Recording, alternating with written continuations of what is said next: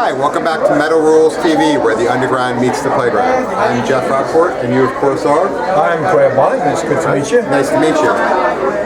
Now, you've worked with quite a few of famous guitar players. A few, yes. Yeah, maybe a couple egos?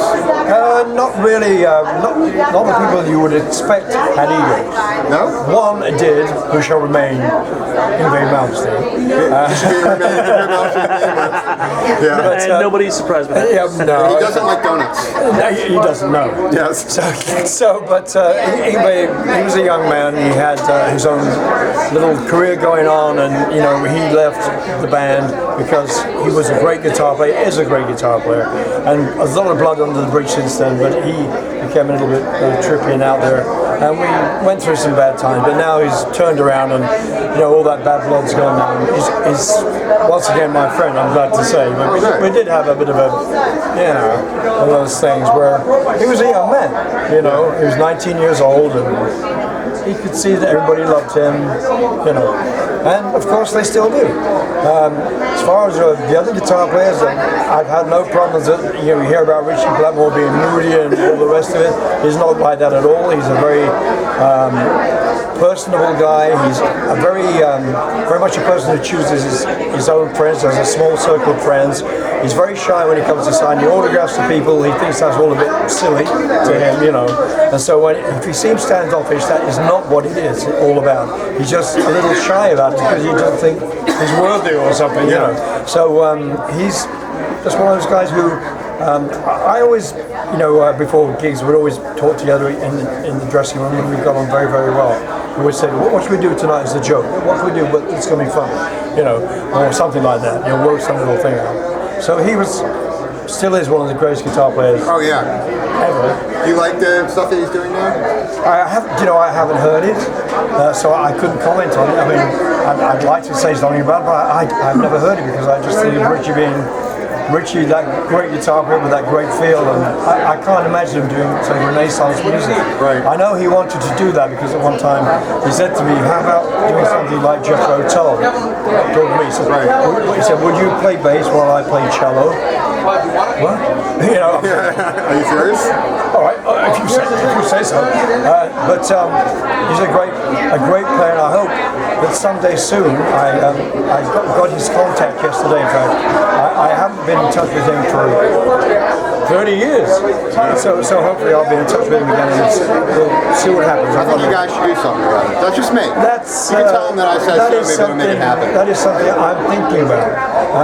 And also with who else? Michael Schenker is another one of my favorite players because he's so unusual. And I've also had a little letter from Michael a couple of days ago about something else as well.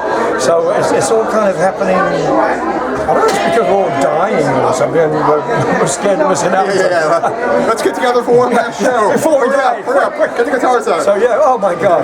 And of course Steve Vai, again, a completely different player to any of the players I've ever played with as a guitar player.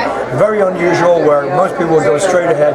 Steve would take a left turn when you didn't expect it. He's a very, very inventive guy. Yeah. I like the way he wrote arrangements because it helped me a lot with the way I write my words and my melodies. He was the first big artist I got to appear in my magazine. Oh yeah? Somebody actually got a hold of his personal number. Yeah. Gave it to me and actually cold called him and be like, "Hey, can you do this?" And he was like, "Sure." All right. Yeah, it was really cool that he did it. Yeah. Oh yeah, he's a cool guy. Now, going to you recently did a project with Tomorrow's Outlook. Oh yeah, that was a while back. What year was that? I think it might have been a couple years ago. My friend was on the same project, Mike Gorham. Yeah. It was one of those things that was, I do a lot of sessions at home, and some of that stuff kind of gets lost in the mist over the years, with too much alcohol or one thing or another. I'm glad to say that I've been sober now for 10 years, and but a lot of stuff I have done, I skilled a few by myself, but I know what you're talking about. But that was something like a one-off session that may or may not happen again. We'll see. But I've been doing sessions for a lot of different people over the years at home, and it all gets into one big ball of wax. what album? Because sometimes I don't even know what the album's called, Right, yeah. or what the project, so to speak, is.